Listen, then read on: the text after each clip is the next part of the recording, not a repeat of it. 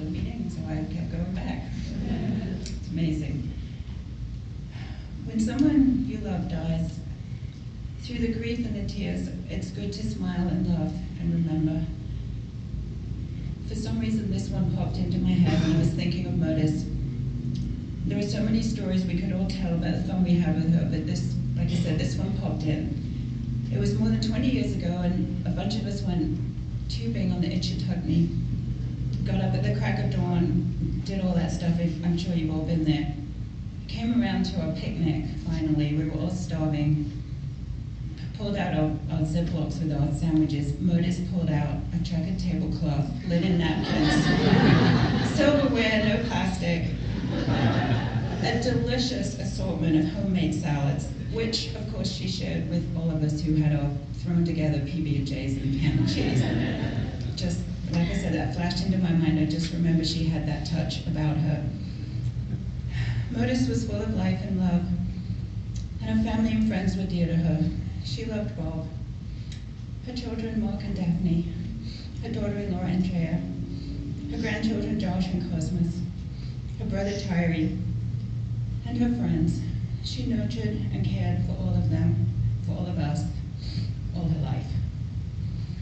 Shortly after Myrtice died, I was visiting with Bob, and we were talking about her.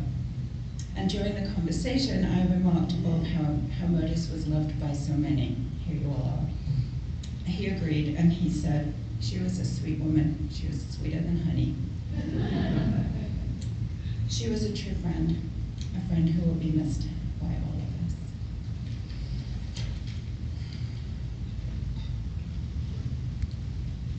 And another wonderful member of the group, Beth writes, Amber. Beth.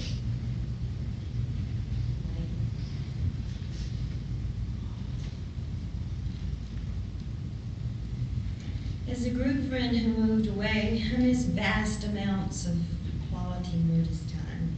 But she visited us, I visited her, and the two of us traveled a bit.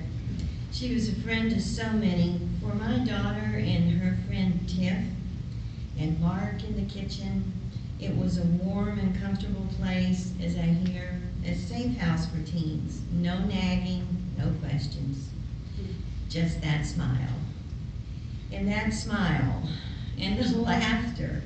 She could roar with laughter, but she also had that delightful remember that? And when she did that, it was always something a bit risque, a bit edgy, or really something that we shouldn't be laughing at. The shock of losing Myrtice was and is a magnitude 8.5, but as I read this poem, I could hear her voice. And this is by Joyce Grenfell. If I should go before the rest of you, break not a flower, nor inscribe a stone, nor when I am gone speak in a Sunday voice, but be the usual selves that I have known. Weep if you must.